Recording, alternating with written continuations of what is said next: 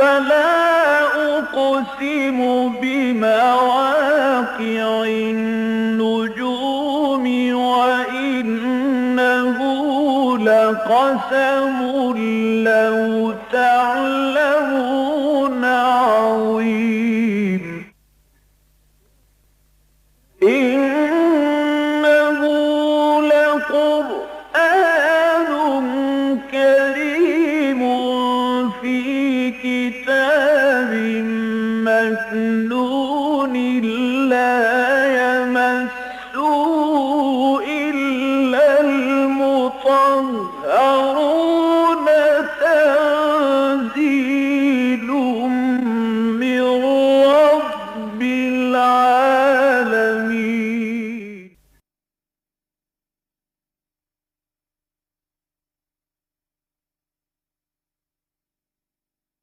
الحمد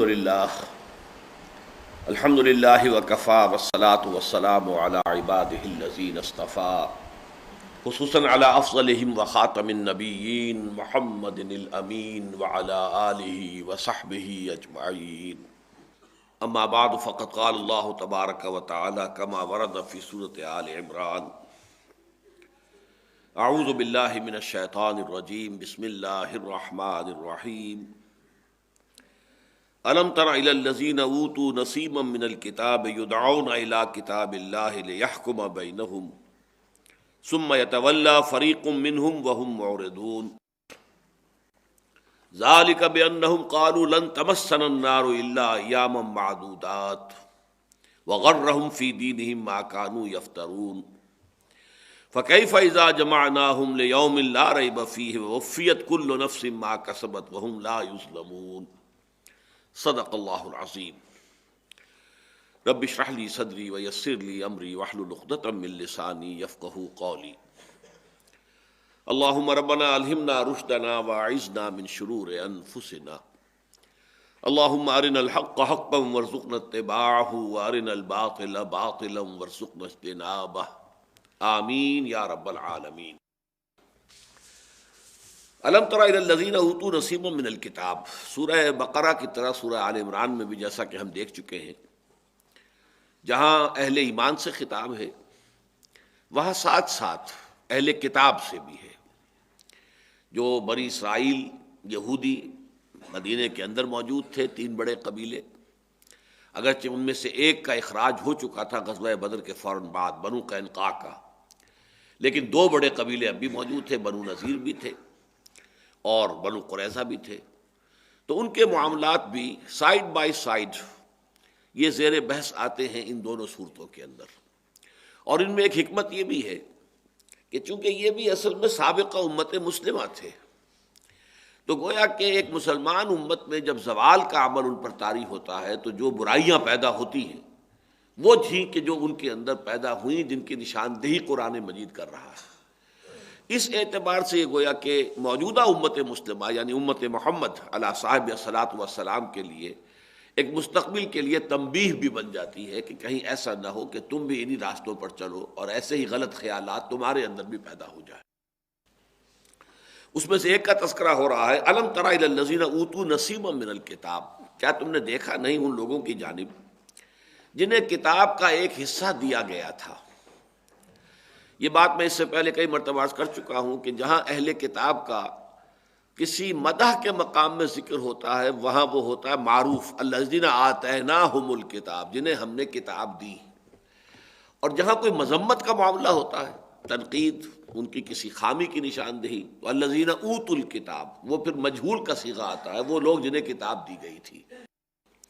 یہاں نصیبا من الکتاب کہا گیا تو یہ لفظ اس اعتبار سے بہت اہم ہے کہ 2 مفہوم ہے. ایک تو یہ ہے کہ در حقیقت یہ الکتاب ایک ہی حقیقت ہے کہ جو ابتدا سے انتہا تک اس کے مختلف ایڈیشنز ہیں جو آتے رہے ہیں، اس کا فائنل کمپلیٹ ایڈیشن قرآن مجید ہے. تو چاہے نام بدل گئے، تورات ہے، انجیل ہے، لیکن اصل میں تو وہ الکتاب وہی ہے اللہ تعالیٰ کی طرف سے، جس کا کہ حضرت آدم علیہ السلام سے بالکل ابتدا میں کہہ دیا گیا تھا فَإِمَّا يَأْتِيَنَّكُم مِّنِّي هُدًى فَمَن تَبِعَ هُدَايَ فَلَا خَوْفٌ عَلَيْهِمْ وَلَا هُمْ يَحْزَنُونَ. یہ ہدایت جیسے جیسے آتی رہی ہے وہی الکتاب ہے. البتہ اس الکتاب کے فارمر ایڈیشنز جو ہیں وہ تورات، انجیل، زبور وغیرہ صحف ابراہیم، اس کا فائنل ایڈیشن، کمپلیٹ ایڈیشن یہ قرآن مجید ہے۔ تو گویا کہ انہیں اس الکتاب میں سے کچھ حصہ ملا تھا، پوری الکتاب تو در حقیقت اس امت مسلمہ کو، امت محمد کو ملی ہے بشکل قرآن حکیم۔ ایک دوسری بات یہ بھی کہی گئی ہے بعض مفسرین کی جانب سے کہ اس میں اشارہ ہے کہ اصل میں جو کتابیں انہیں دی گئی تھیں وہ بھی بتمام و کمال محفوظ نہیں رہی تھی، تو اس کا جو بھی بچا کھچا حصہ ان کے پاس محفوظ رہ گیا تھا اس کی طرف اشارہ ہو رہا، نصیبا من الکتاب۔ انہیں پوری کتاب تو نہیں ملی، اس لیے کہ ہمیں معلوم ہے کہ 587 قبل مسیح، حضرت عیسیٰ سے بھی 600 برس قبل، یعنی حضور کی بعثت سے 1200 سال قبل تورات دنیا سے غائب ہو چکی تھی۔ نبوکدنضر نے جب حملہ کیا یروشلم پر، اور جو حضرت سلیمان کا بنایا ہوا معبد تھا ہیکل سلیمانی، اسے مسمار کیا ہے، تو اس کے بعد سے دنیا میں وہ اصل تورات کبھی نہیں رہی۔ البتہ یہ کہ کوئی 100-150 برس کے بعد پھر یادداشت سے زبانی جو بھی لوگوں کو کچھ یاد تھا اس سے جمع کر کے تو یہ تورات جو ہے پھر مرتب کی گئی ہے۔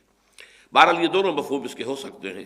الم تر الی الذین اوتوا نصیبا من الکتاب یدعون الی کتاب اللہ، جب انہیں پکارا جاتا ہے، بلایا جاتا ہے، دعوت دی جاتی ہے اللہ کی کتاب کی طرف، لیحکم بینہم، تاکہ وہ ان کے مابین فیصلہ کرے، ثم تولی فریق منہم، ثم یتولی فریق منہم، لیکن اس کے باوجود ان میں سے ایک گروہ جو ہے اس سے روگردانی کرتا ہے، وہم معرضون، اور اس سے اعراض کی روش اختیار کرتا ہے۔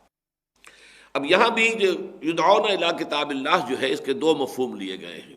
میرے نزدیک تو یہ مفہوم ہے کہ خود ان کی اپنی کتاب کی طرف بھی جب انہیں پکارا جاتا ہے کہ آؤ اس کتاب کے مطابق فیصلہ کر لو جو تمہارے پاس ہے، اس سے بھی روگردانی کرتے ہیں۔ اس کا ایک بہت اہم واقعہ بھی پیش آیا تھا کہ خیبر کے ایک بہت اونچے گھرانے کے افراد نے جو ہے وہ زنا کا معاملہ کیا۔ اب ان کی کتاب کے روح سے تو ان کے اوپر رجم ہونی چاہیے تھا، اس لیے کہ وہ شادی شدہ تھے دونوں، مرد بھی اور عورت بھی، لیکن یہ ہے کہ چونکہ بہت اونچے گھرانے سے تعلق تھا لہٰذا وہ اب آئیں بائیں شائیں کرنے لگے، اور بالآخر انہوں نے سوچا کہ حضور صلی اللہ علیہ وسلم کا امتحان اس میں لے لیا جائے کہ دیکھیں یہ نبی ہے بھی کہ نہیں ہے، انہیں معلوم بھی ہے کچھ کہ نہیں ہے۔ مقدمہ خیبر سے لا کر اور حضور کی عدالت میں جو ہے اس کو دائر کر دیا گیا۔ تو حضور نے پوچھا کہ تمہاری کتاب میں اس کا کیا حکم ہے، تو پھر اس میں بھی انہوں نے گول مول کیا۔ پھر آپ نے فرمایا لاؤ کتاب۔ وہ کتاب جب منگائی گئی، تورات کا جو بھی نسخہ ان کے پاس تھا، تو اس پہ بھی ایک شخص نے ہاتھ رکھ لیا اوپر رجم کی جو آیت تھی اس کے اوپر، تو حضور نے کہا ہاتھ ہٹاؤ، اور وہاں وہ آیت رجم درج تھی۔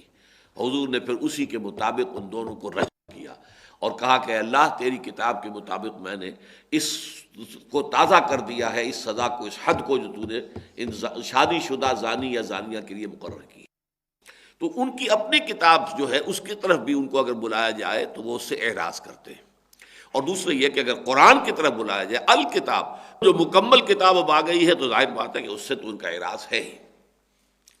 یہ کس لیے ہے؟ اب اگلی آیت میں اس میں ان کی تشخیص کی جا رہی ہے کہ اتنی بڑی، یوں سمجھیے کہ ایک امت، ایک قوم یا افراد کے جو مدعی ہوں اللہ پر ایمان کے اور کتاب پر ایمان کے اور رسول پر ایمان کے، کیسے ممکن ہے کہ وہ یہ روش اختیار کریں کہ وہ اللہ کی کتاب کو اپنا حکم ماننے کے لیے تیار نہ ہو؟ کیسے ممکن ہے کہ وہ اعراض کرے اللہ کی کتاب کی شریعت سے؟ تو اس کا اب جواب دیا جا رہا ہے کہ کیوں ہو گیا، کیسے ہو گیا۔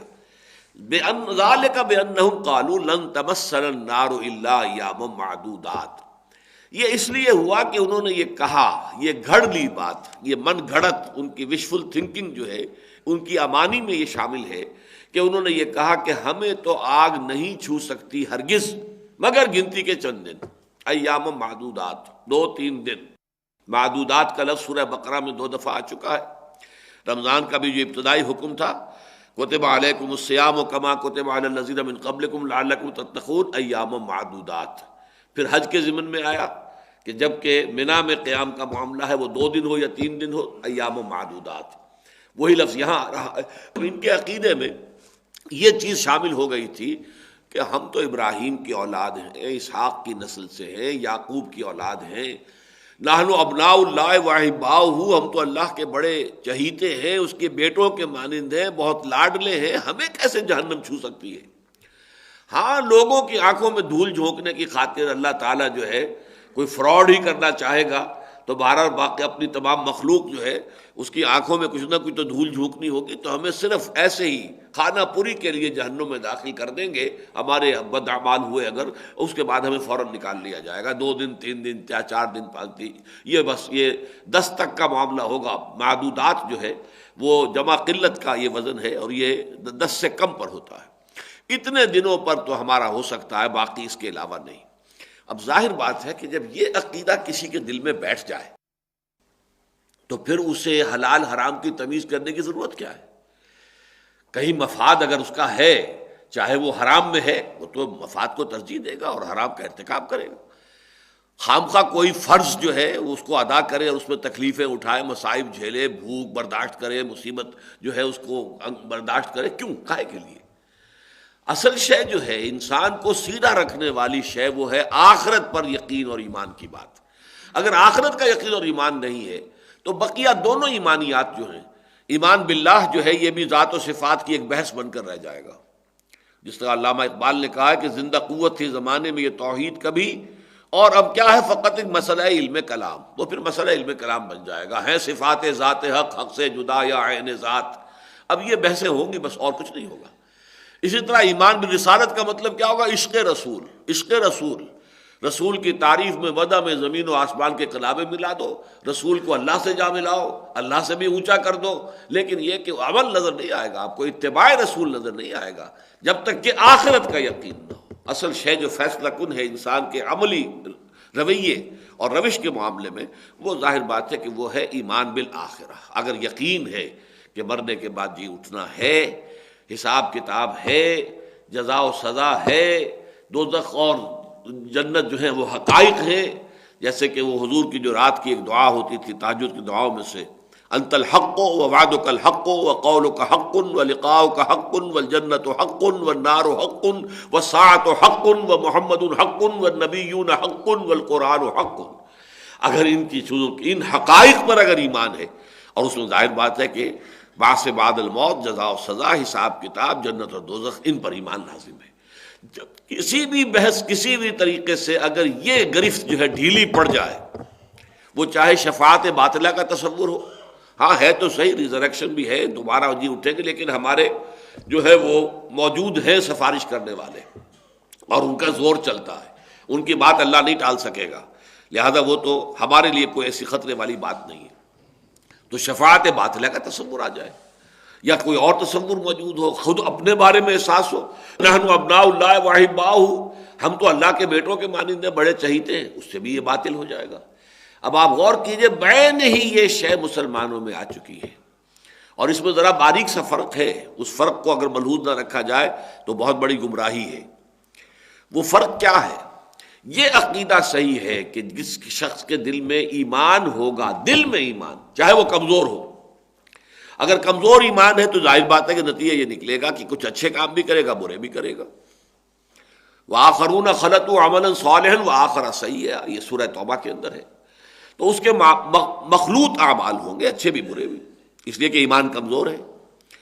اس حساب سے تو یقین یہ ہوگا کہ پھر قیامت کے دن حساب کتاب ایسے لوگوں کا ہو جائے گا جن کے دل میں ایمان ہے، جن کے دل میں ایمان ہے، ان کے معاملات جو ہیں اعمال تولے جائیں گے۔ جن کے دل میں ایمان ہی نہیں ہے ان کے کسی اعمال کے تولنے کا سوال ہی پیدا نہیں ہوتا، لیکن جن کے دل میں ایمان ہے ان کے اعمال تولے جائیں گے۔ اگر اعمال برے، سیئات جو ہیں وہ زیادہ بھاری ہیں تو جہنم میں ڈال دیا جائے گا، لیکن اپنے اعمال بد کے بقدر سزا پانے کے بعد وہ جنت سے نکال لیے جائیں گے جہنم سے، اور جنت میں داخل کر دیے جائیں گے۔ یہ عقیدہ تو ہے صحیح، لیکن یہاں مغالطہ کس بات سے ہوتا ہے کہ ہم سمجھتے ہیں ہر مسلمان صاحب ایمان ہے۔ یہ بہت بڑا مغالطہ ہے۔ مسلمان ہونا شے دیگر ہے اور صاحب ایمان ہونا بالکل دوسری شے ہے، زمین و آسمان کا فرق ہے۔ قرآن مجید میں اگر وہ آیت نہ ہوتی سورہ حجرات کی آیت نمبر 14 تو شاید میری یہ بات لوگوں کے لیے ناقابل قبول ہوتی آخری درجے میں، لیکن وہ تو اللہ کا شکر ہے کہ سورہ حجرات کی آیت نمبر 14 موجود ہے، جس میں کہ یہ بات واضح ہو جاتی ہے کہ ایسی شکل ممکن ہے کہ ایک شخص مسلمان ہو، منافق بھی نہ ہو لیکن مومن بھی نہ ہو۔ قالت الاعراب آمنا قل لم تؤمنوا ولكن قولوا اسلمنا ولما يدخل الايمان في قلوبكم۔ یہ بدو کہہ رہے ہیں ہم ایمان لے آئے، نبی ان سے کہہ دیجئے تم ایمان ہرگز نہیں لائے ہو، بلکہ یوں کہو کہ ہم اسلام لے آئے ہیں، ہم نے اطاعت قبول کر لی ہے، اور ابھی تک ایمان تمہارے دلوں میں داخل نہیں ہوا، ایمان دل میں داخل نہیں ہوا، لیکن تمہارا اسلام قبول ہے۔ وَإِن تُطِيعُوا اللَّهَ وَرَسُولَهُ لَا يَلِدْكُم مِّنْ أَعْمَالِكُمْ شَيْئًا، اگر تم اللہ اور اس کے رسول کی اطاعت کرتے رہو گے تو تمہارے اعمال کے اجر و ثواب میں کوئی کمی نہیں ہوگی۔ گویا کہ یہ بھی ایک حیثیت ہے کہ دل میں نہ ایمان ہے نہ نفاق ہے، لیکن عمل میں اسلام ہے۔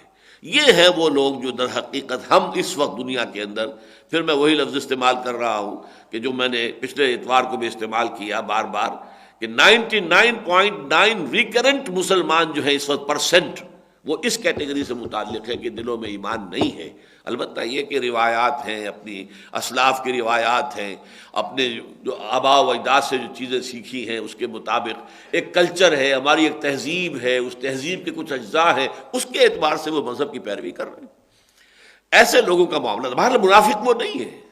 منافق صرف وہ ہوتا ہے ہمارے معاشرے میں جو کسی دین کی احیائی تحریک سے وابستہ ہو جائے، جد و جہد کرے، محنت کرے، پھر کسی امتحان کے موقع پر پسپائی اختیار کر لے، یا سم و طاعت کی گرانی کی وجہ سے پسپائی اختیار کر لے، وہ منافق ہوگا۔ عام مسلمان منافق نہیں ہیں، وہ ہے اس کیٹیگری میں آئیں گے کہ قالت الاعراب آمنا قل لم تؤمنوا ولکن قولوا اسلمنا ولما يدخل الايمان في قلوبكم۔ ان کا معاملہ یہ ہے، لیکن ہم نے یہ سمجھ لیا جو مسلمان ہے وہ یقیناً نکل آئے گا، یہ بات صحیح نہیں۔ ہر مسلمان کا صاحب ایمان ہونا لازم نہیں ہے۔ ہاں ایمان اگر ہوگا، قلبی ایمان، دلی یقین والا ایمان، تو چاہے وہ تھوڑا بھی ہو، لیکن اس پر بھی یہ کہ یہ نتیجہ مترتب ہو جائے گا کہ وہ اگر اعمال بد اس کے زیادہ ہیں تو ان کے بقدر سزا پا کر وہ جہنم سے نکال لیا جائے گا۔ تو ان دونوں میں بھی آپ نے دیکھا کہ وہی جو میں بار بار کہا کرتا ہوں کہ حق کا راستہ جو ہے، چاہے وہ عقائد کی بات ہو، چاہے وہ اعمال کی بات ہو، کردار کی بات ہو، کریکٹر کی بات ہو، یہ جیسے کہ ہم کہتے ہیں پل صراط کو کہ وہ تلوار کی دھار سے زیادہ تیز اور بال سے زیادہ باریک راستہ ہوگا جس پر سے گزرنا ہوگا، بالکل اس طرح دنیا میں بھی، عقائد میں بھی، نظریات میں بھی، افکار میں بھی، خیالات میں بھی، اپنے رویے میں بھی، ہر وقت انسان جو ہے اس طرح ہوتا ہے کہ ذرا ادھر ہوا تو گویا کہ کھائی ہے، اور ذرا ادھر ہوا تو پھر کوئی اور تباہی ہے۔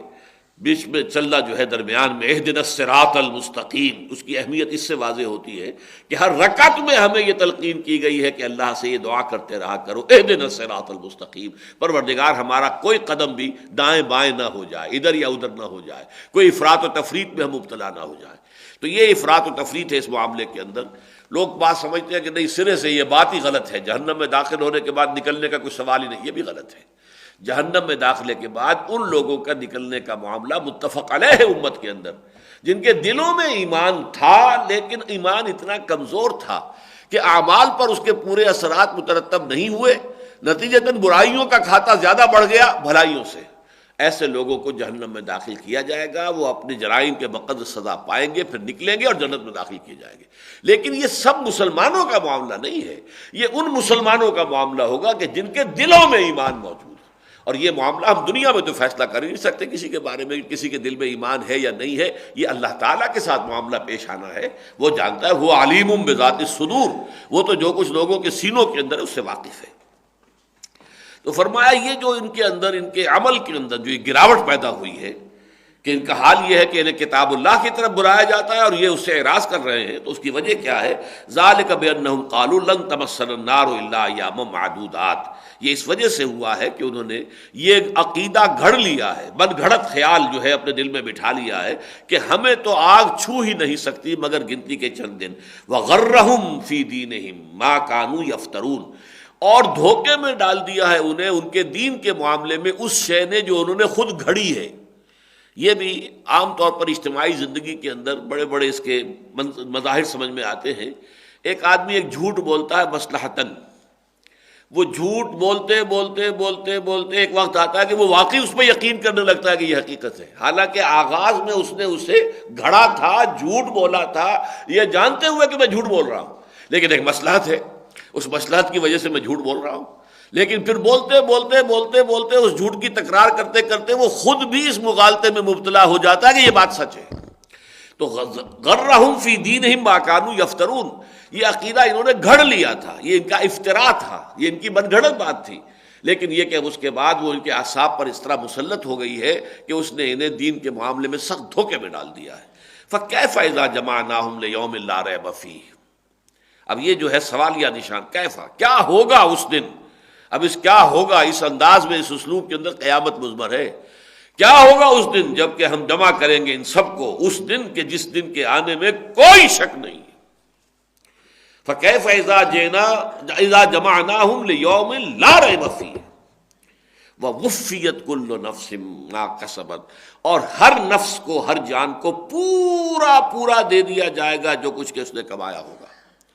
یہ وفا یوفی، اوفا یوفی، وفا یفی، یہ جو ہے جس کا ان الفاظ کا جو ہے بڑا غلط استعمال کیا ہے قادیانیوں نے، کہ ہم وفات کے ایک ہی معنی جانتے ہیں، کسی آدمی کا مر جانا، لیکن یہ کہ عربی زبان میں اور اردو میں بھی وعدہ وفا کرنا، اب اس میں موت کا سوال تو نہیں ہے، پورا کرنا ہے، وعدہ پورا کرنا، وعدہ وفا کیا، تو اس میں جو ہے وفا یفی، اوفا یوفی، وفا یوفی، توفا یا توفی، یہ زمین و آسمان کا فرق ہے۔ استوفا یستوفی، یہ مختلف ابواب سے جب یہ مادہ آتا ہے اور اس کے مصدر بنتے ہیں تو زمین و آسمان کا فرق ہو جاتا ہے۔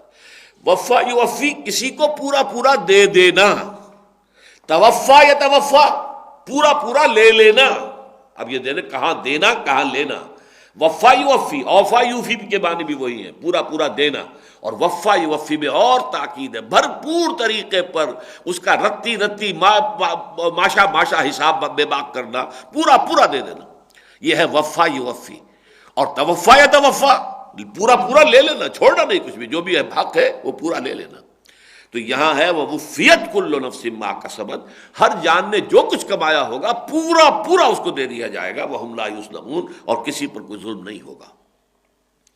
قُلِ اللَّهُمَّ مَالِكَ الْمُلْكِ، یہ اس سورہ مبارکہ میں یہ مقامات دعا کے جو ہیں، اور جس طرح سے تلقین آ رہی ہے شروع سے ہم دیکھ رہے ہیں، پہلے رکوع میں بھی تھی، اس کے بعد پھر آئی، اب پھر تیسری مرتبہ یہ انداز ہے، قل اللہم مالک الملک۔ اس میں جو ایک تفویض الامر الی اللہ کی کیفیت آتی ہے کہ اس کائنات میں جو کچھ ہو رہا ہے وہ اللہ کے اذن سے، اس کے حکم سے، اس کی مشیت سے، اس کی ایک تدبیر ہے۔ اس میں جو تھوڑا سا انسان کو اپنی کم فہمی کی وجہ سے مغالطہ ہو جاتا ہے، وہ بھی دیکھیے وہ جو تلوار کی دھار سے تیز اور بال سے زیادہ باریک، ایک طرف یہ بات ہے کہ پتہ تک نہیں ہل سکتا جب تک کہ اذن رب نہ ہو، ہم کچھ کر ہی نہیں سکتے جب تک کہ اللہ نہ چاہے۔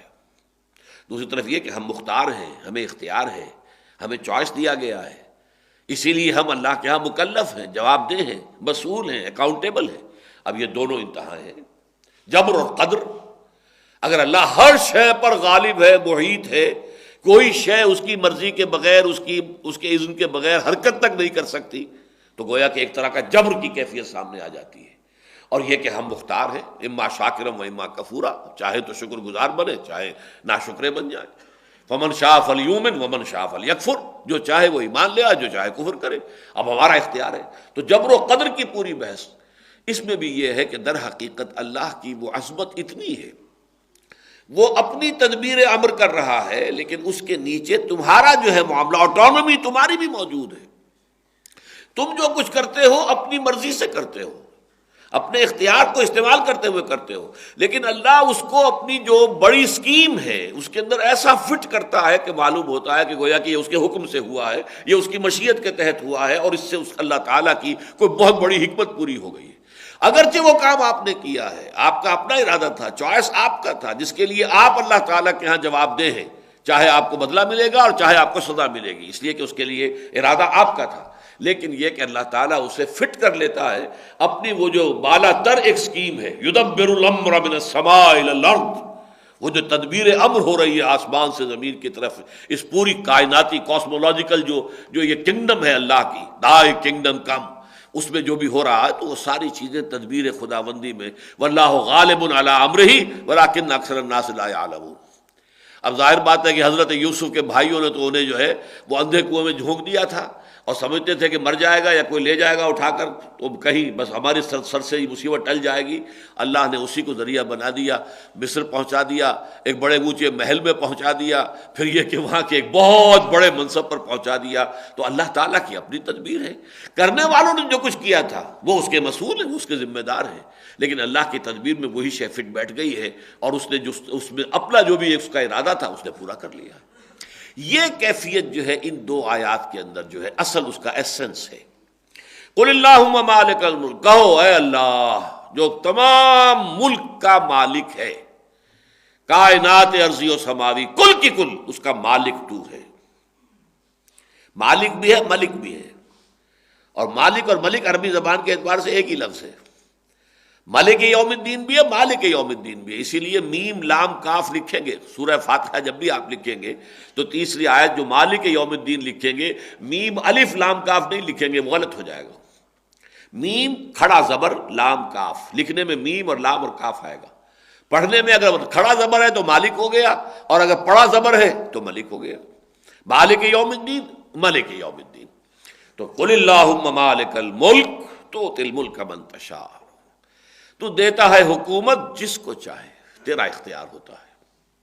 حالانکہ ظاہر بات ہے دنیا میں کھیل ہو رہا ہے، لوگ محنت کر رہے ہیں، شہزادے لڑ رہے ہیں، اورنگزیب کی جنگ ہو رہی ہے اپنے بھائیوں کے ساتھ، یہ سب اپنے اپنا جو ہے داؤ لگا رہے ہیں، لیکن یہ اللہ کا فیصلہ کچھ اور ہے، اور وہ فیصلہ جو ہے وہ اپنے اس فیصلے کے مطابق اس کا فیصلہ جو ہے اس روب عمل آ جائے گا. تؤتی الملک من تشاء وتنزع الملک ممن تشاء، جس سے چاہتا ہے تو حکومت چھین لیتا ہے، سلب کر لیتا ہے. وتعز من تشاء وتذل من تشاء، اور جسے تو چاہتا ہے عزت دیتا ہے، اور جسے تو چاہتا ہے اسے کمزور اور ذلیل کر دیتا ہے. بیدک الخیر. اب اس ٹکڑے میں البتہ ضرور ہے، اب اس طرح کے ٹکڑے جیسا کہ میں نے بارہا کہا ہے کہ یہ قرآن مجید میں ایسے روانی میں آ جاتے ہیں کہ عام قاری پڑھتا ہوا گزر جاتا ہے، لیکن جو ہے کوئی شخص جو گہرائی میں غور کرتا ہے وہ آ کے رک جائے گا. بیدک الخیر، کیا مطلب اس کا؟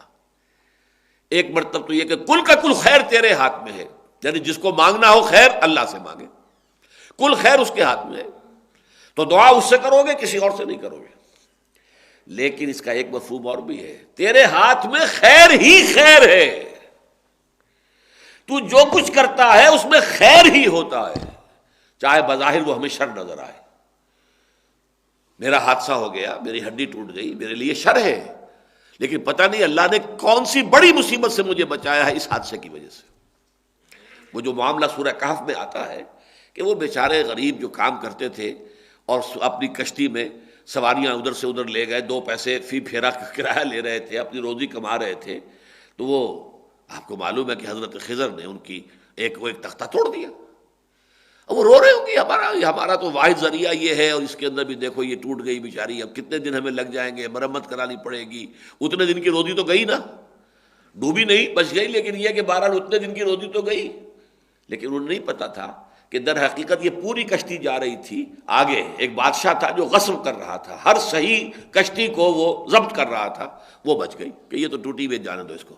پوری کشتی بچ گئی بھائی تمہارے لیے، تو یہ تمہارے لیے خیر تھا کہ شر؟ بچہ مر گیا، اب رو رہے ہوں گے والدین، فرض کیا اکلوتا ہی بچہ تھا، لیکن انہیں کیا پتا کہ یہ بچہ اگر جوان ہوتا، اس کے جینز جو ہے اس میں بڑی شرارت تھی، سرکشی تھی، یہ بڑا ہوتا تو تمہارے لیے سہان روح بن جاتا. تو اللہ نے یہ چاہا کہ اس کو واپس لے لیا جائے، تمہیں بچایا ہے اس کے ظلم سے، اس کی طرف سے جو تمہارے اوپر آنے والی تھی سختیاں، اس سے تمہیں بچا لیا ہے. تم رو رہے ہو اس لیے کہ تمہیں تو معلوم نہیں ہے، تم تو ظاہر کو دیکھ رہے ہو. آسان تحبوا شیئا وہو شر لکم وآسان تکرہوا شیئا وہو خیر لکم. یہ عین ممکن ہے کہ تم کسی شے کو ناپسند کرو در حال ہے کہ اسی میں تمہارا خیر ہو، اور یہ بھی عین ممکن ہے کہ کسی شے کو تم محبوب رکھو، پسند کرو، در حال ہے کہ وہ تمہارے لیے شر ہو حقیقت کے اعتبار سے. تو یہاں در حقیقت بیدک الخیر، اللہ کے ہاتھ میں خیر ہی خیر ہے کہ ہر چے ساقی ماریخت عین الطاف است. میرا ساقی میرے پیالے میں جو بھی ڈال دے اس کا لطف و کرم ہے، جو بھی ڈال دے. بظاہر میرے لیے ناخوشگوار بات اس وقت ہو رہی ہے جو ہو رہی ہے، طبی اعتبار سے، جبلی اعتبار سے میں اس کو پسند نہیں کر پا رہا ہوں، مجھے تکلیف ہو رہی ہے، مجھے کوفت ہو رہی ہے، میری ایک ہڈی ٹوٹ گئی ہے، لیکن مجھے یہ پتہ نہیں کہ پوری جان بچی ہے اس ہڈی کے ٹوٹنے کی وجہ سے. اس اعتبار سے اللہ کے ہاتھ میں خیر ہی خیر ہے، لیکن اس کی بڑی لانگ ٹرم پلاننگ ہوتی ہے۔ ہم بڑے شارٹ سائٹڈ ہیں، ہمیں تو فوری طور پر نقد نقصان اور نقد نفع جو ہے وہ نظر آتا ہے، وہ دور کی چیزیں ہم دیکھ نہیں سکتے، شارٹ سائٹڈ ہیں۔ اللہ کا معاملہ جو ہے اسی لیے فرمایا کہ تمہارے 1000 برس تو ہے، اس کا تو ایک دن بنتا ہے، اس کی جو پلاننگ ہوتی ہے وہ تو 1000 سال کی ہوتی ہے۔ تم اپنے دنوں کے حساب سے جو ہے کہ وہ گنتی کرتے ہو، اپنی گنتی کر رہے ہو۔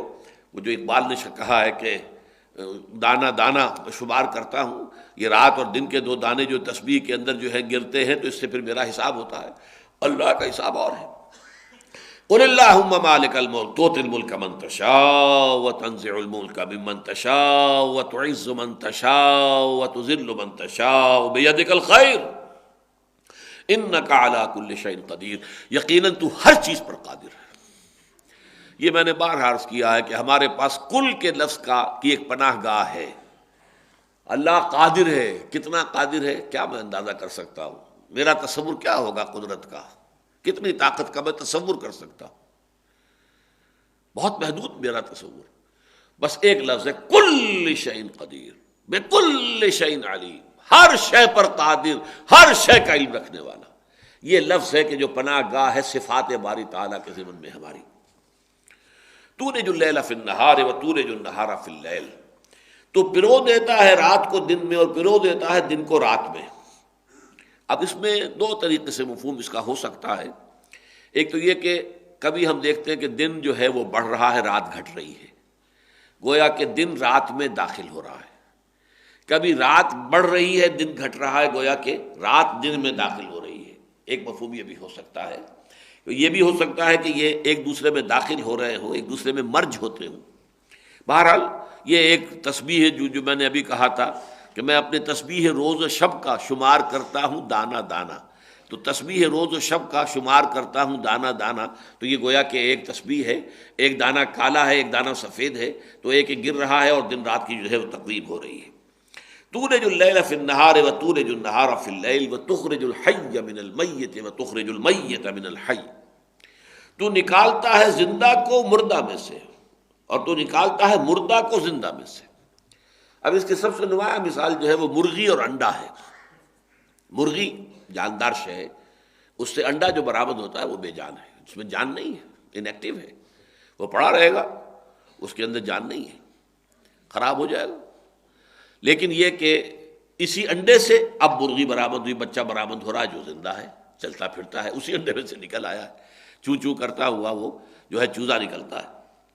وَتَرْزُقُ مَن تَشَاءُ بِغَيْرِ حساب، اور اللہ تو دیتا ہے جس کو چاہتا ہے بغیر حساب، تیرے خزانے اتھاہ ہیں، نا پیدا کنار سمندر ہے تیرے خزانے کا، تو جس کو جتنا چاہے دیتا ہے۔ اور دینا صرف پیسہ نہیں ہے، کسی کو ذہانت دی ہے، فطانت دی ہے، کسی کو سمجھ عطا فرمائی ہے، کسی کو جسمانی قوت زیادہ دی ہے، یہ تو مختلف چیزیں ہیں۔ کسی کو حسن زیادہ دیا ہے، کسی کو حسن سیرت زیادہ دیا ہے، کسی کو حسن صورت زیادہ دیا ہے، مختلف لوگوں کو جو چاہے دیا، جو چاہے تو دیتا ہے، اور اس کے اندر کوئی حساب کتاب، تیرے اوپر کوئی حساب کتاب بائنڈنگ نہیں ہے بغیر حساب۔ لا يتخذ المؤمنون الکافرین اولیاء من دون المؤمنین۔ اب جیسے یہ دن اور رات کا معاملہ ہے دنیا میں، جیسے کہ آخری پارے کی صورتوں میں آپ کو معلوم ہے، جس کو میں نے عنوان دیا ہے 4 سورہ نور و ظلمت، والشمس وضحاها والقمر اذا تلاها والنہار اذا جلاها واللیل اذا یغشاها، پھر اگلی آتی ہے واللیل اذا یغشا والنہار اذا تجلی وما خلق الذکر والانثی۔ تو یہ جو فرق و تفاوت ہے، اور اس سے اگلی صورت والضحی واللیل اذا سجا، تو یہ تضادات ہے، بظاہر تضادات ہے، نور ہے، ظلمت ہے، رات ہے، دن ہے، یہ سارا جو ہے صبح ہے، شام ہے۔ تو ان تضادات کے اندر ہی اللہ تعالیٰ کی حکمت جو ہے وہ پوری ہو رہی ہے۔ اسی میں اللہ تعالیٰ کی جو تدبیر امر ہے وہ انہی تضادات کے اندر سے اپنا راستہ نکالتی ہے۔ اب ایک تضاد ہے کفر اور اسلام، ایک یہ تضاد بھی دنیا میں ابتدا سے چلا رہا ہے، ستیزہ کار رہا ہے ازل سے تا امروز، چراغ مصطفی سے شرار بولہبی، یہ حق و باطل کی کشاکش جو ہے یہ چلی آ رہی ہے۔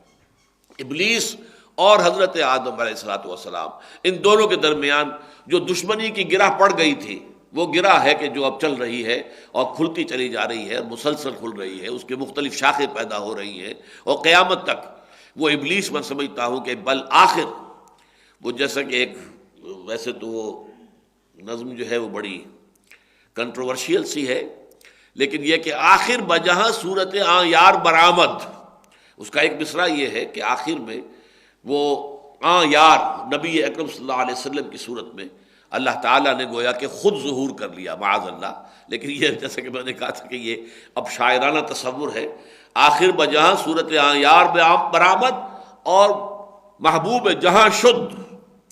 اسی طرح میں صرف اس کا حوالہ دے رہا ہوں، میں یہ شعر اس وقت آپ کو پڑھا نہیں رہا ہوں، نہ اس کے مفہوم پر بحث ہے کوئی، اصل میں اس کے حوالے سے کہہ رہا ہوں آخر کار اس جنگ کی جو انتہا ہوگی وہ یہ ہے کہ وہ کمبخت ابلیس جو ہے عزازیل جن، وہ خود دجال اکبر کی شکل اختیار کر کے دنیا میں آئے گا اور خدائی کا دعویٰ کرے گا، اور جن کے ایمان بھی کمزور ہوں گے وہ اس پر ایمان لے آئیں گے، اس لیے کہ رزق کے سارے خزانے اس کے ہاتھ میں آ چکے ہوں گے۔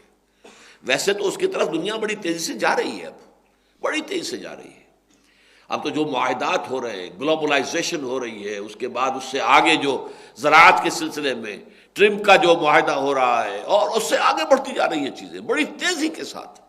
معلوم ہوگا کہ رزق جو ہے وہ بالکل ایک مرکزی قوت ہے جس کے ہاتھ میں آ جائے گا، جس کو وہ چاہیں گے دیں گے اور جس کو نہیں چاہیں گے نہیں دیں گے، اور یہ ایک وقت میں آ کر یہ ایک شخص کی شکل میں بھی، ایک انسان کی صورت میں بھی، وہ دجال جس کے بارے میں حضور فرماتے ہیں کہ کوئی نبی اور رسول ایسا نہیں گزرا دنیا میں جس نے کہ دجال کے فتنے سے اپنی امت کو خبردار نہ کیا ہو، اور مجھے اندیشہ ہے کہ میری ہی امت کے اندر اس کا ظہور ہوگا، اور وہ بہت زبردست فتنہ ہے، تو پوری انسانی تاریخ کا عظیم ترین فتنہ وہ ہوگا۔ تو بہرحال ادھر معاملہ جا رہا ہے۔ اب یہ جو کشاکش حق و باطل ہے، اس کے ضمن میں کچھ باتیں بڑی اہم آ رہی ہیں یہاں، اس لیے کہ یہ کشاکش اس وقت مدینے کی اس چھوٹی سی بستی کے اندر، شہر کہہ لیں، چھوٹی چھوٹی بستیاں تھیں اس میں اصل میں، اب یہ گڑھی ہے بنو قینقاع کی، اور یہ قلعہ ہے بنو قریظہ کا، اور یہ چند محلے ہیں کہ جو اوس کے ہیں، یہ چند محلے ہیں انصار اس کے خزرج کے ہیں، یہ ایک مجموعہ تھا چھوٹی چھوٹی سی بستیوں کا مدینہ منورہ۔ اس میں جو کشاکش اس وقت جاری تھی، اور پھر اس بستی کی مجموعی طور پر ایک کشاکش جو ہے خاص طور پر مشرکین مکہ کے ساتھ جاری تھی، اس کے اعتبار سے چند ہدایات آ رہی ہیں۔ لا يتخذ المؤمنون الكافرين اولیاء من دون المؤمنین ومن يفعل ذلك فليس من الله في شيء الا ان تتقوا منهم تقاه ويحذركم الله نفسه والى الله المصير۔ اہل ایمان ہرگز کافروں کو اپنا دوست نہ بنائیں اہل ایمان کے سوائے۔ یہ جو ولی ہے اولیاء، رشتہ ولایت کسی مومن کا کسی کافر کے ساتھ ہو ہی نہیں سکتا کسی صورت میں، چاہے وہ باپ ہو اور چاہے وہ بھائی ہو اور چاہے وہ بیٹا ہو اور چاہے وہ رشتہ دار ہو، چاہے وہ بیوی ہو چاہے شوہر ہو، ولایت کا رشتہ نہیں ہو سکتا۔ ہاں جو کافر کمپیٹنٹ نہیں ہے، جو آپ کے خلاف جو ہے ایکٹیو نہیں ہے، اس کے ساتھ آپ کچھ مراسم رکھ سکتے ہیں، لیکن وہ جو رشتہ ولایت ہے، دلی محبت، وہ پھر بھی نہیں ہوگا، اس لیے کہ اگر دلی محبت اس کے ساتھ ہے تو اس کا مطلب یہ ہے کہ حق و باطل کے مابین آپ کا رویہ صحیح نہیں ہے۔ وَمَن يَكْفُرْ بِالطَّاغُوتِ وَيُؤْمِن بِاللَّهِ، کفر بالطاغوت آپ نے کیا ہو تو کسی کافر کے ساتھ آپ کی دلی محبت کیسے ہوگی؟ ناممکن ہے۔ البتہ جیسے کہ سورہ ممتحنہ میں آیا ہے، اللہ روکتا نہیں ہے تمہیں ان لوگوں سے کہ جنہوں نے تم سے کبھی اللہ کے دین کے معاملے میں جنگ نہیں کی ہے، جنہوں نے تمہیں تمہارے گھروں سے نکالا نہیں ہے، تمہارے خلاف جو ہے کسی اور کا ساتھ نہیں دیا، ان کے ساتھ ان تبرؤ الیہ، ان کے ساتھ اگر نیکی کا کوئی برتاؤ کرو، سلوک کرو، حسن سلوک کرو، تقسطوا، ان کے ساتھ انصاف کا معاملہ، اللہ سے نہیں روکتا۔ وہاں بھی ولایت نہیں، دوستی نہیں، محبت نہیں، یہ جو ایک دوسرے کے اوپر کچھ انحصار کرنا ہے، ایک دوسرے سے امیدیں رکھنی ہے، ایک دوسرے سے امداد کی توقع رکھنی ہے، ایک دوسرے سے محبت رکھنی، یہ سوائے اہل ایمان کے کسی صاحب ایمان کے لیے اس کا دائرہ وسیع کرنا ممکن نہیں۔ سورہ مجادلہ تو ختم ہوتی ہے، وَلَوْ كَانُوا آبَاءَهُمْ أَوْ إِخْوَانَهُمْ أَوْ أَبْنَاءَهُمْ أَوْ عَشِيرَتَهُمْ، چاہے وہ لوگ جو ہے، چاہے وہ ان کے باپ ہوں، ان کے بھائی ہوں، ان کے بیٹے ہوں، ان کے رشتہ دار ہوں، ان کے ساتھ رشتہ ولایت نہیں ہوگا۔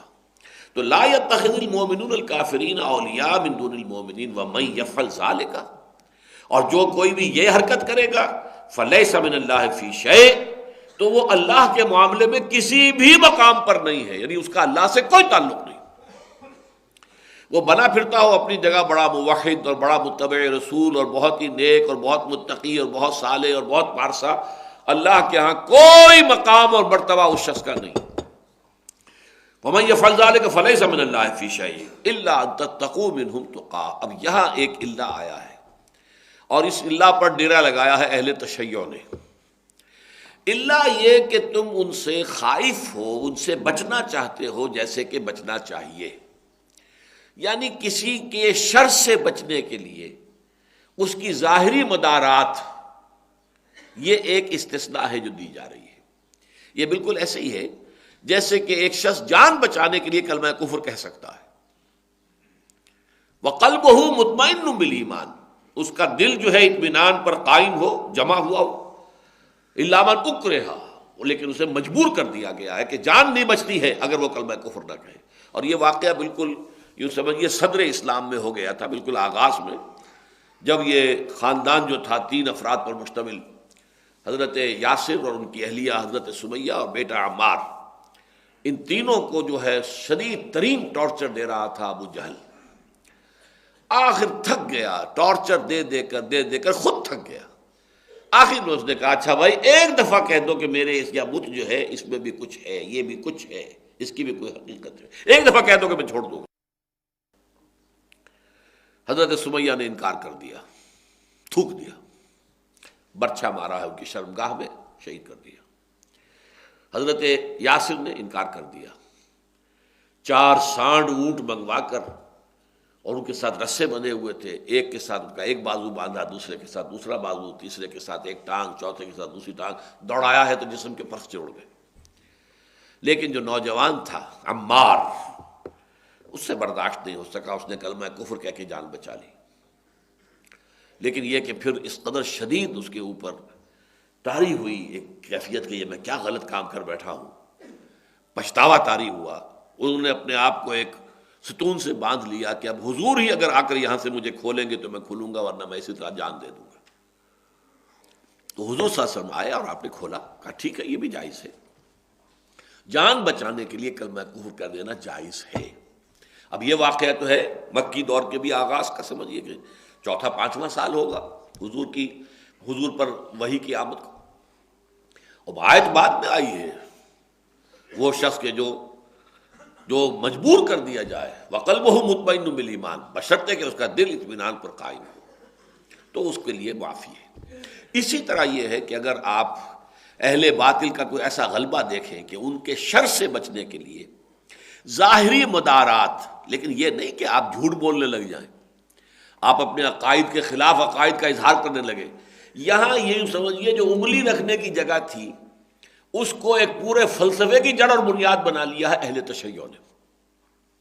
اب ان کا کہنا یہ ہے کہ حضرت علی رضی اللہ تعالی عنہ نے گویا کہ یوں سمجھیے کہ 24 برس تک تو تقیہ کیے رکھا، چھپائے رکھا اپنے دل کے اندر، حالانکہ انہیں نفرت تھی ابو بکر سے، عمر سے، عثمان سے، تعاون کرتے رہے، معاذ اللہ ثم معاذ اللہ۔ یہ حضرت علی کی تعریف نہیں ہے، مدح نہیں ہے، تو بڑی توہین ہے ان کی۔ اسد اللہ و رسولہ، اسد اللہ الغالب علی ابن ابی طالب رضی اللہ تعالی عنہ، یہ اس کا کیسے ہم تسلیم کر لیں؟ تو یہ تقیہ کو فلسفہ بنا لینا ہوتا ہے۔ قرآن مجید نے ایسی جگہ بھی رکھی ہے، اور یہ اس کا ایک یوں سمجھیے کہ مستقل اسلوب ہے کہ ایسے مواقع بھی ہیں کہ جہاں غلط لوگوں کو بھی کچھ غذا مل سکتی ہو، کہ اگر ان کے اندر دلوں میں کجی ہے تو اس کی وجہ سے وہ اس کجی کو جو ہے اور اس کو تقویت حاصل ہو جائے۔ اسی لیے سورہ بقرہ کے 3 رکوع میں کہہ دیا گیا تھا یضل بہ کثیرا ویہدی بہ کثیرا، اللہ تعالیٰ اسی قرآن کے ذریعے سے بہتوں کو گمراہ کرتا ہے اور اسی کے ذریعے سے بہتوں کو ہدایت دیتا۔ تو ایسی چیزیں اللہ نے رکھی ہوئی ہیں کہ جس سے گویا کہ وہ جس کو ہم کہتے ہیں آئونائز ہو جائے پورا، یہ آئن پازیٹیو ادھر چلے جائے، نیگیٹو ادھر چلے جائے۔ یہ پولرائزیشن جو ہے اس کا ہونا، اس کے لیے ظاہر بات ہے کہ 2 پولز ہونے ضروری ہیں، نیگیٹو اینڈ پازیٹیو پولز ہوں گے تو ان کی طرف جو ہے وہ پازیٹیو اور نیگیٹو آئنس جائیں گے۔ اس حوالے سے یہ آیت جو ہے اس کا بہت غلط استعمال ہے کہ جو کیا گیا ہے۔ البتہ یہ ضرور ہے کہ ظاہری مدارات کی حد تک کسی شخص کے ساتھ اچھا برتاؤ کر لینا اس کے شر سے اپنے آپ کو محفوظ رکھنے کے لیے کسی وقتی اور عارضی سی کیفیت کے اندر اس کا جواز ہے، جیسے کہ اس سے کہیں آگے بڑھ کر زبان سے کلمہ کفر ادا کر کے بھی اگر جان بچانے کے لیے وہ مجبوری ہو گئی ہو تو وہ جائز ہے۔ وَيُحَذِّرُكُمُ اللَّهُ نَفْسَهُ، اور اللہ تمہیں ڈراتا ہے، خبردار کرتا ہے اپنی ذات سے۔ یہ آیت اس اعتبار سے بہت عجیب ہے کہ اس میں اللہ کے لیے بھی لفظ نفس آیا ہے۔ قرآن مجید میں اس لفظ نفس کا اطلاق جو ہے اتنے مختلف معنی میں ہوا ہے کہ جو لوگ ان سب کا احاطہ نہیں رکھتے اپنے ذہن میں اور ہر جگہ اس کا جو پراپر سینس ہے اس کو سامنے نہیں رکھتے تو بڑے مغالطے ہو جاتے ہیں۔ ایک تو نفس امارہ ہے، ان النفس لامارۃ بالسوء، محدود ترین معنی میں یہ نفس کا لفظ استعمال ہوتا ہے حیوانی تقاضے، حیوانی داعیات، انسٹنکٹس، یہ جو اینیمل انسٹنکٹس ہیں ہمارے اندر، اس کے اعتبار سے ان النفس لامارۃ بالسوء، یقیناً یہ نفس جو ہے یہ برائی ہی کا حکم دیتا ہے۔ کہیں یہ پورے وجود کے لیے نفس، پوری ذات کے لیے، پوری شخصیت کے لیے، اس معنی میں اب یہ اللہ کے لیے لفظ آ رہا ہے۔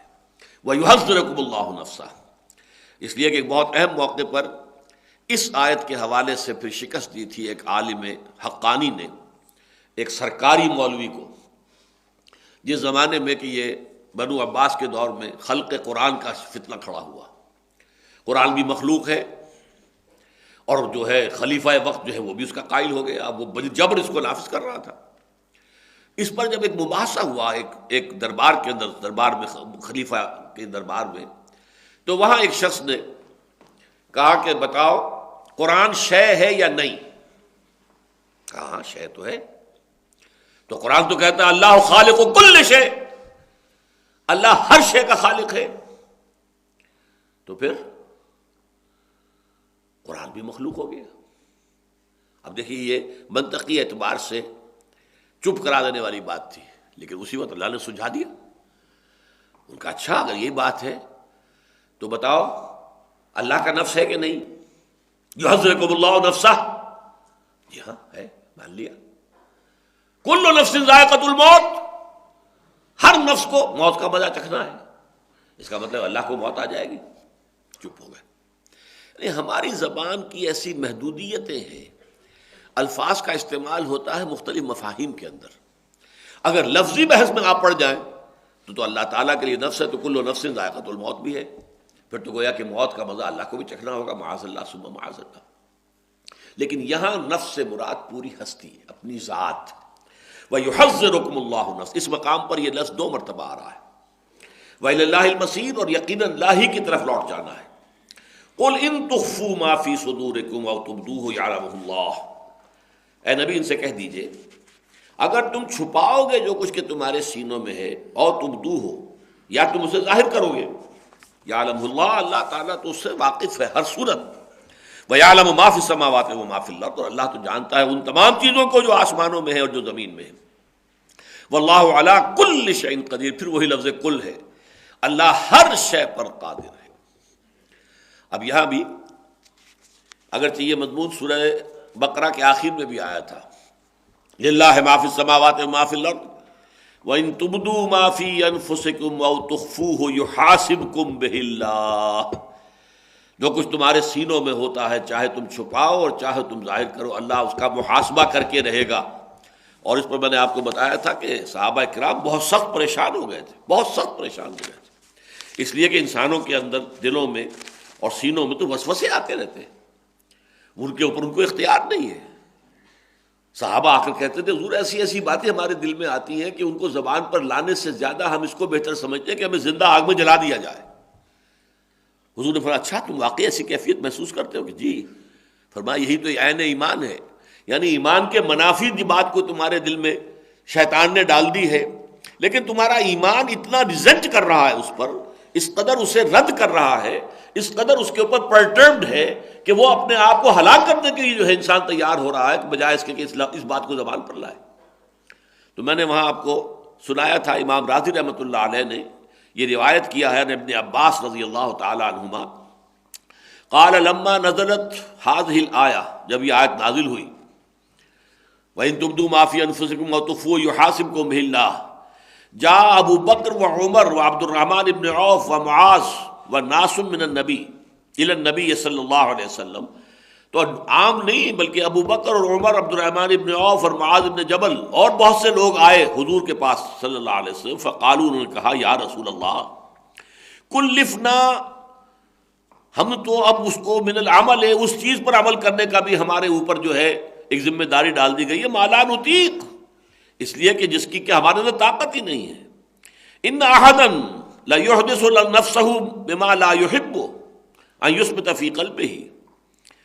بہت سے لوگ ایسے ہیں کہ جن کے دلوں میں ایسی ایسی باتیں آ جاتی ہیں کہ جن کو وہ چاہتے ہی نہیں کہ ان کے دلوں میں رہیں.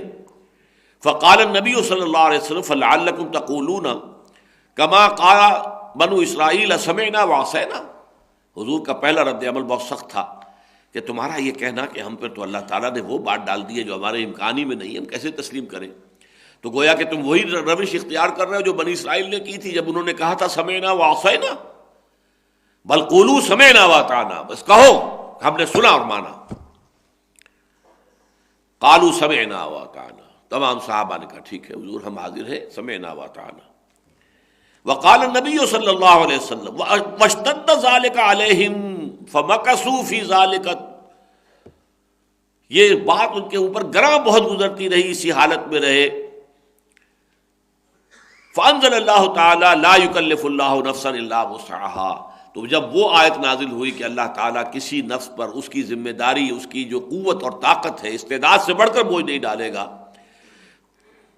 قال النبی صلی اللہ علیہ وسلم ان اللہ تجاوز عن امتی.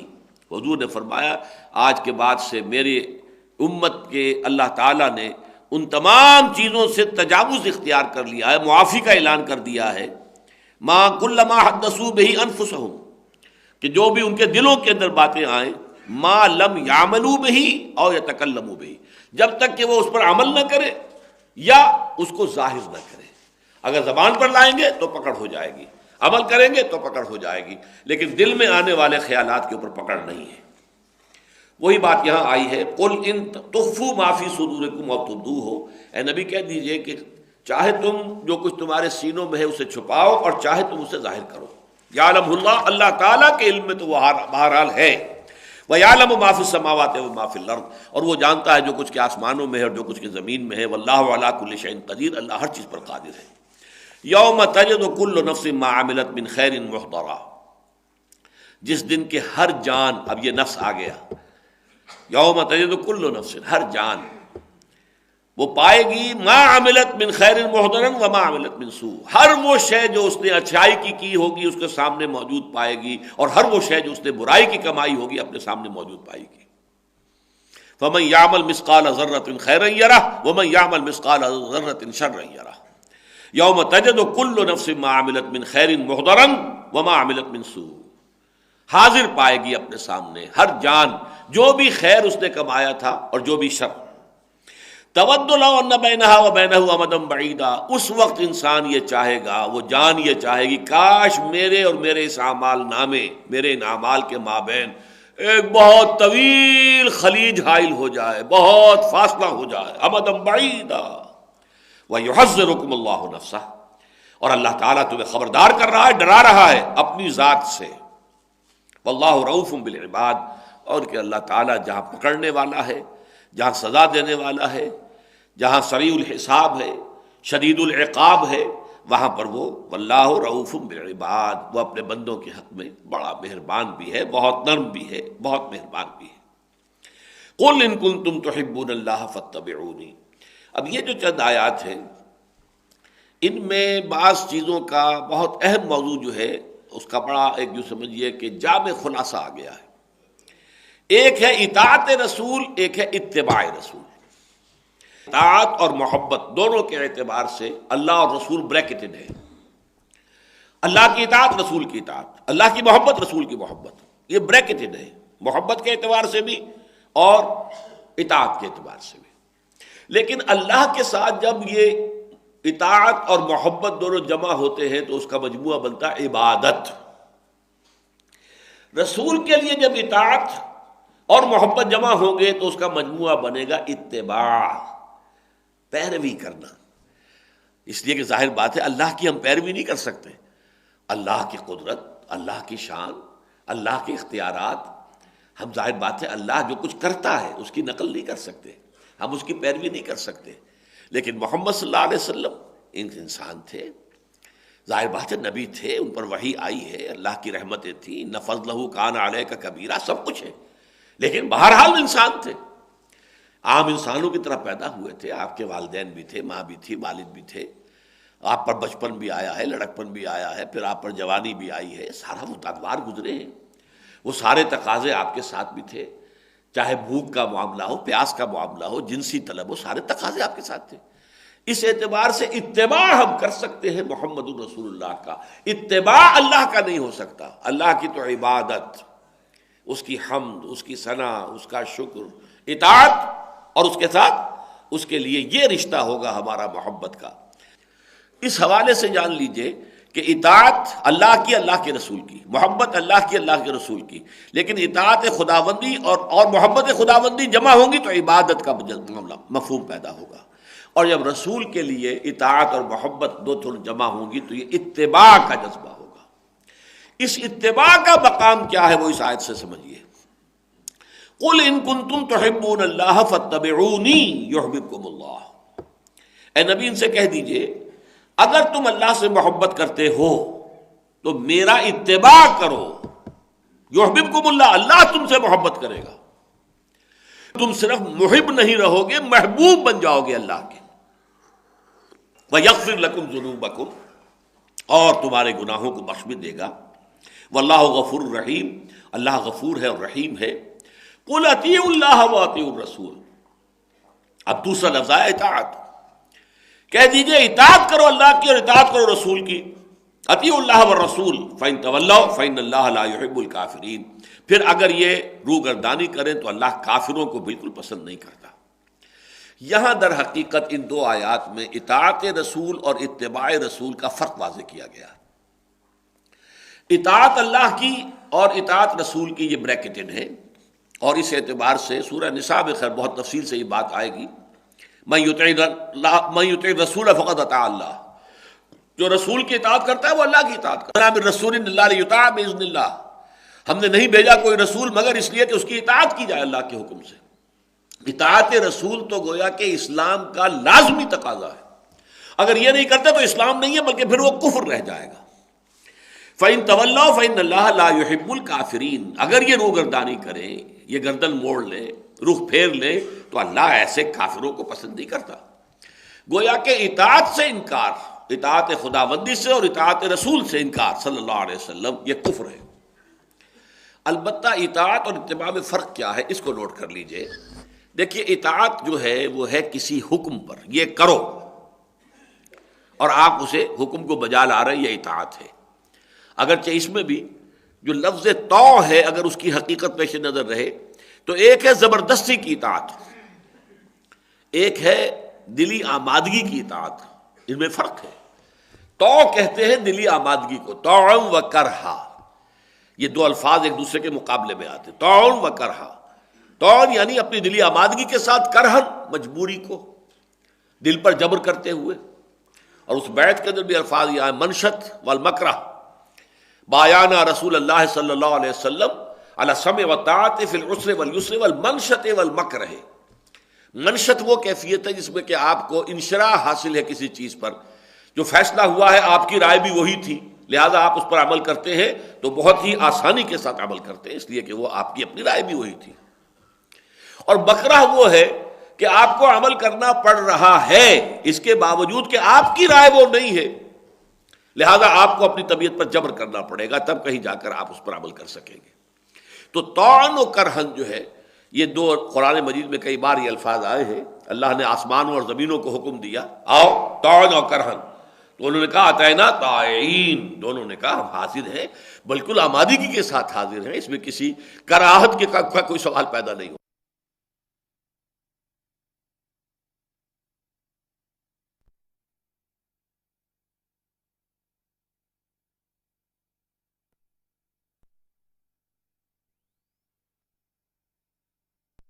اطاعت بھی کہتے ہیں اپنی آمادگی قلب کے ساتھ کسی کی بات کو مان لینا، لیکن ظاہر بات ہے کہ اس کا دائرہ ہوگا حکم کے ساتھ، یہ کرو یہ نہ کرو۔ اتباع کا دائرہ اس سے بہت آگے ہے۔ اتباع یہ ہے کہ جو کچھ رسول کرتے ہیں وہ کرو، چاہے وہ کہتے نہیں تمہیں۔ اتباع تو یہ ہے، انہوں نے حکم نہیں دیا تمہیں، لیکن کرو اس لیے کہ رسول کر رہے ہیں، تم بھی کرو۔ یہ اتباع جو ہے، آدمی خود اس چھان بین میں رہے حضور کو کیا چیز پسند ہے، چاہے حضور نے اس کا حکم نہیں دیا۔ اب آپ کو معلوم ہے بعض چیزیں ہیں حضور کو فلاں شے کھانے کی پسند تھی، اب کوئی شخص اسی جذبے کے تحت وہ چیز زیادہ رغبت سے کھاتا ہے کہ میرا مزاج بھی حضور کے مزاج سے قریب ہو جائے، چاہے حکم حضور نے دیا یا نہیں دیا۔ جو عمل ہے حضور کا صلی اللہ علیہ وسلم، اس کی پیروی کرنا، اس کے پیچھے چلنا، خود تلاش کرنا، خود آگے بڑھ کر معلوم کرنا کہ حضور کو کیا پسند ہے، چاہے اس کا آپ نے حکم نہ دیا ہو لیکن اس پر عمل کرنا، یہ اتباع ہے، پیروی کرنا۔ رسول کا اتباع تو در حقیقت ان لوگوں نے کیا جنہوں نے زندگی میں کوئی شے اپنے لیے نہیں بنائی، کوئی شے اپنے پاس ریٹین نہیں کی۔ حضور کا عمل تو یہ ہے، کوئی دولت آپ نے جمع نہیں کی، کوئی جائیداد آپ نے نہیں بنائی۔ اتباع تو یہ ہوگا، حضور کا اتباع تو یہ ہوگا کہ جب سے وحی کا حکم آیا ہے یا ایھا المدثر قم فانذر وربک فکبر، پھر ان دو کاموں کے سوا آپ کی کوئی طاقت، کوئی قوت، کوئی صلاحیت، کوئی وقت صرف نہیں ہوا، دعوت دین اور اقامت دین۔ کوئی کاروبار آپ نے نہیں کیا، کوئی دنیاوی دھندا نہیں کیا۔ جسم و جان کے جو ناگزیر تقاضے ہیں، ظاہر بات ہے کچھ تھوڑی سی استراحت، تھوڑا سا سو لینا، اور جو بھی جسم کے تقاضے ہیں ان کو پورا کر لینا، باقی اس کے سوا جو وقت تھا، جو قوت تھی، جو توانائی تھی، جو صلاحیت تھی، وہ کل کی کل وقف تھی اس کام کے لیے۔ ادع الی سبیل ربک بالحکمۃ والموعظۃ الحسنۃ وجادلهم بالتی احسن، اور لِیُظْہِرَهُ عَلَى الدِّینِ کُلِّهِ۔ اب اصل میں تو اتباع ہوگا اسی رخ پر اپنی زندگی کو ڈھال لینا۔ اب اس میں بھی دو چیزیں ہوں گی، ایک کیفیت ہے، ایک کمیت ہے۔ کمیت میں وہاں تک پہنچ جانا یہ بہت مشکل ہے، بہت مشکل ہے، البتہ ناممکنات میں سے نہیں ہے۔ حضور کے ساتھ بھی ایسے صحابہ موجود تھے جنہوں نے یہی روش اختیار کی، ایک پیسہ نہ کمایا نہ رکھا، کچھ آ گیا، کچھ صدقہ خیرات کہیں سے مسجد نبوی میں تو اصحاب صفہ نے کھا لیا، نہیں آیا تو بھوکے سو رہے ہیں، کئی وقت کے فاقے آ رہے ہیں۔ وہ تو ہر وقت لگے ہوئے ہیں، حضور کے دامن سے چمٹے بیٹھے ہیں کہ ایک ایک لمحہ بھی جو حضور باہر آ کر اپنے گھر سے باہر بسر کرتے تھے، ہمیں ان آپ کی صحبت حاصل ہو، جو بھی لفظ آپ کی زبان مبارک سے نکلے اسے ہم حرز جان بنا لیں۔ یہی وجہ ہے حضرت ابو ہریرہ ہزارہ حدیثیں انہوں نے نقل کر دی، اصحاب صفہ میں سے تھے، کوئی کاروبار تو نہیں کرتے تھے۔ اس کے بعد صوفیاء کرام نے اس لحظ پر زندگی گزاری، کاروبار نہیں کیے۔ شیخ معین الدین اجمیری یہاں پر کوئی کاروبار کرنے نہیں آئے تھے، کوئی ایکسپورٹ امپورٹ کرنے نہیں آئے تھے، جو بھی اس وقت ان کا تصور تھا اللہ کے دین کی بات پہنچانا اور اللہ کی طرف لوگوں کو بلانا، اس کے لیے آئے تھے۔ اپنے اپنے زمانے کے حالات ہوتے ہیں، ان میں ظروف و احوال جو ہے ان کی مناسبت ہوتی ہے، اس کو ذہن میں رکھنا وہ بالکل دوسری بات ہے۔ لیکن یہ کہ فرق سمجھ لیجئے کہ انہوں نے، وہ تو یہ جو بابا فرید الدین گنج شکر رحمۃ اللہ علیہ، ان کے بارے میں آتا ہے کبھی صرف نمک سے روٹی کھا رہے، سوکھی روٹی نمک کے ساتھ اور کچھ بھی نہیں۔ اب ان کے اگر مزاروں کو لوگوں نے جو ہے دکان بنا لیا اور دھندا بنا لیا اور پھر عیاشیاں کی اور کتے پالے اور نہ معلوم کیا کیا کچھ کیا، ان کی جو اوقاف زمینیں تھیں ان کو منتقل کروا لیا پٹواریوں کے ذریعے سے اپنے نام پر، اپنی بڑی بڑی جاگیر، یہ ان کے کام ہے۔ اس سے بابا فرید الدین گنج شکر رحمۃ اللہ علیہ پر تو کوئی حرف نہیں آتا۔ انہوں نے جو کچھ کیا تھا وہ کچھ اور تھا، یہ کام تو نہیں تھا جو دیوان صاحب کر رہے ہوں یا کوئی اور ان کے جو بھی گدی نشین ہے جو کر رہے ہیں۔ تو یہ ناممکنات میں سے نہیں ہے مشکل، اور لیکن مشکل کے ساتھ ہی یہ ہے کہ اللہ تعالیٰ اگر کوئی شخص اس کا عزم کر لے تو اللہ اس کے لیے آسان بھی کرتا ہے. فَسَنُيَسِّرُهُ لِلْيُسْرَىٰ، اللہ اس کے لیے آسانی پیدا کرتا ہے. یہ اتباع کا جو میں تقاضا آپ کو بتاؤں، یہ اتباع کامل اگر کہا جائے سے اس پہلو سے، ویسے تو یہ کہ اتباع بہت سے اعتبارات سے تو حضور کا ناممکن ہے، اور بعض چیزوں میں حضور نے روکا ہے. آپ 100 میں وصال رکھتے تھے، یعنی آج روزہ رکھا ہے، شام کو افطار نہیں کیا، وہی روزہ رات کو بھی چل رہا ہے، اگلے دن بھی چل رہا ہے، اگلے شام کو جا کے افطار کیا تو 2 دن کا 100 میں وصال ہو گیا. یہ 2 روزے وصل ہو گئے، جمع ہو گئے، لیکن ایک ہی روزے کی شکل میں. 3 روز کا بھی 100 میں وصال حضور رکھتے تھے. لیکن صحابہ سے اس کو آپ نے روک دیا، قطعاً نہیں. بعض نے کہا بھی حضور آپ رکھتے ہیں، حضور آپ نے فرمایا ایکم مثلی، تم میں سے کون ہے مجھ جیسا؟ ابھی تو عند ربی ہوا یطعمنی ویسقینی، میں تو اپنے رب کے پاس رات بسر کرتا ہوں، وہ مجھے کھلاتا بھی ہے پلاتا بھی ہے، تم یہ کام نہیں کر سکتے. تو بعض چیزیں وہ جن پر روک دیا، آپ اتباع نہیں کر سکتے ان میں حضور کا صلی اللہ علیہ وسلم. 100 میں وصال اس کی بہت بڑی مثال ہے، لیکن یہ شے ناممکن نہیں ہے.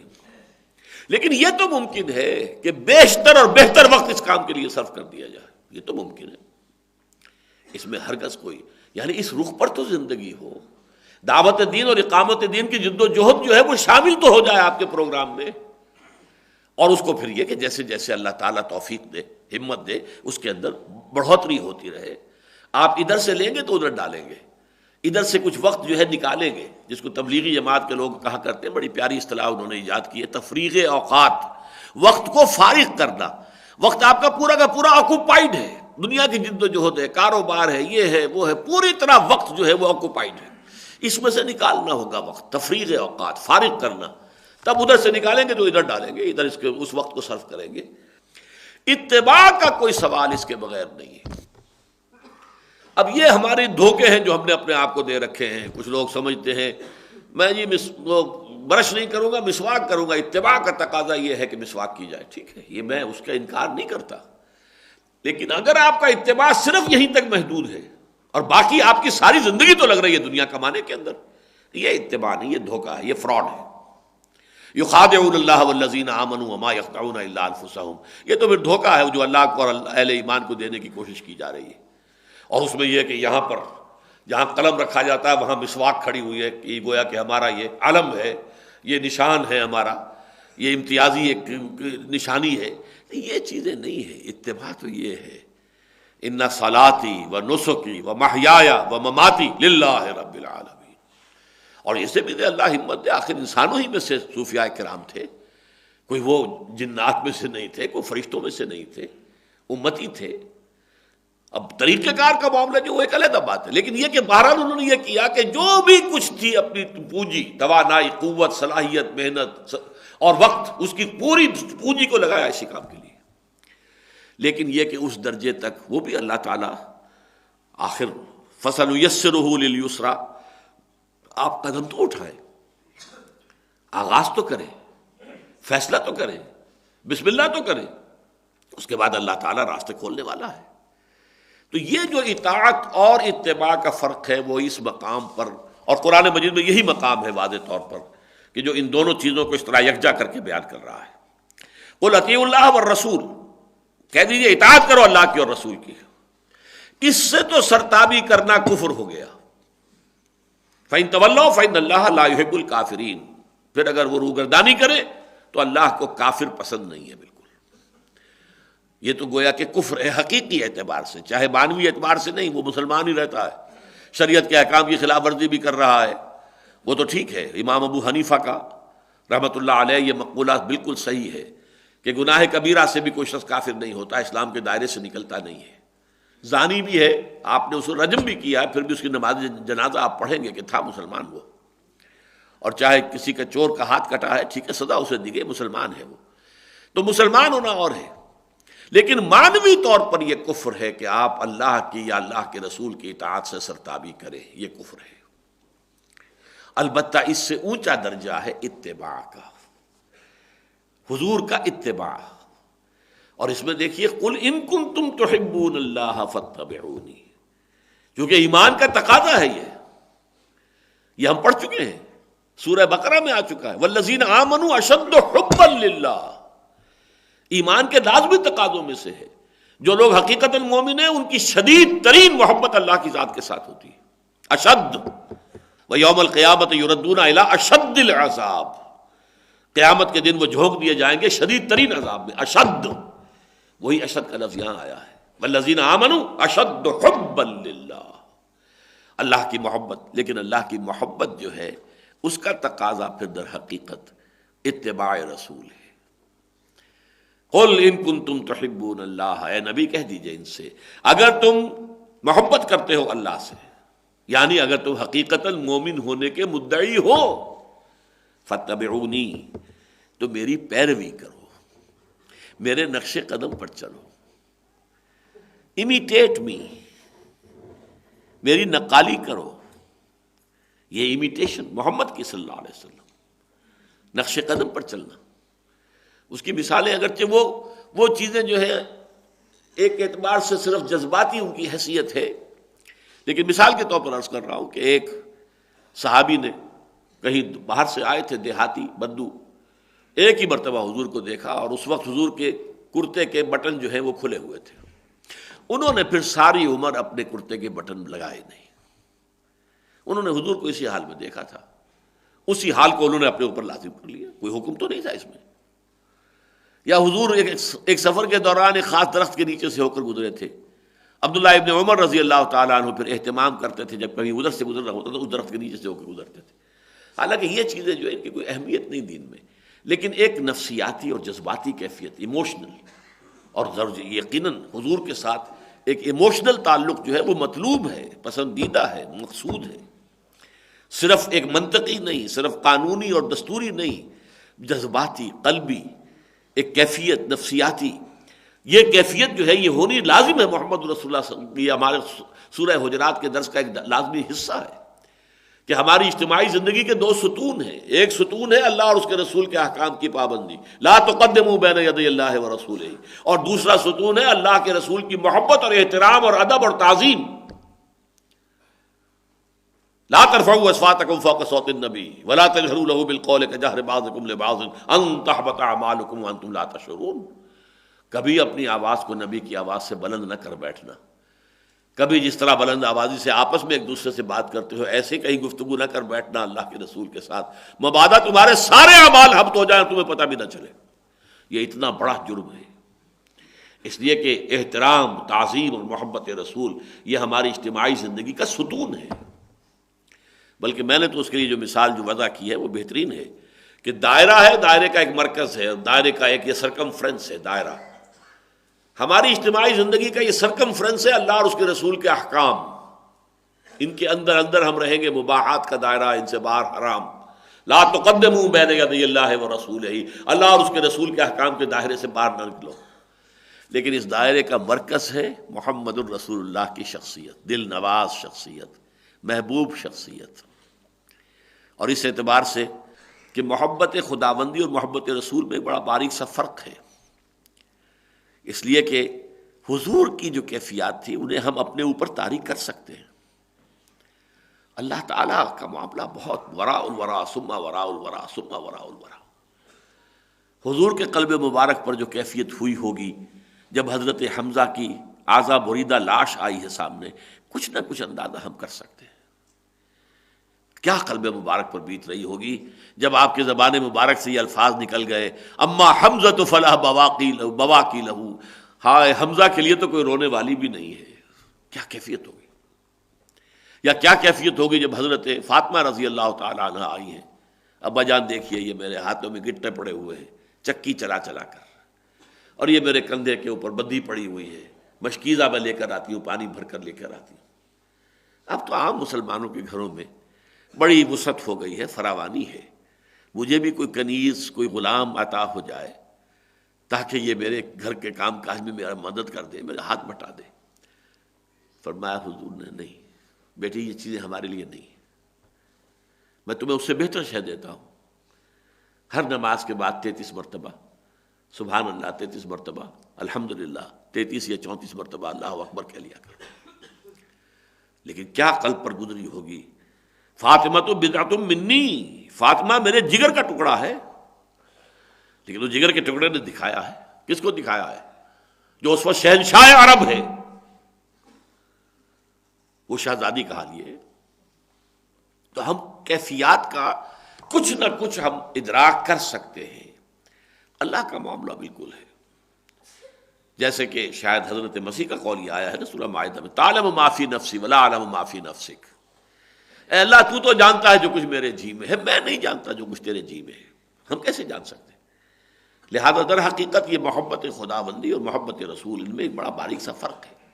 لیکن ان دو آیتوں کے حوالے سے جو بات سمجھنے کی تھی، جس کو میں چاہتا تھا، جس کے لیے آج خاص طور پر میں نے اس کا اعلان بھی کیا تھا، کہ یہ جو ہے اتباع رسول، جس کا درجہ یہ ہے ان کنتم تحبون اللہ فاتبعونی یحببکم اللہ، اللہ تعالیٰ تمہیں محبوب رکھے گا۔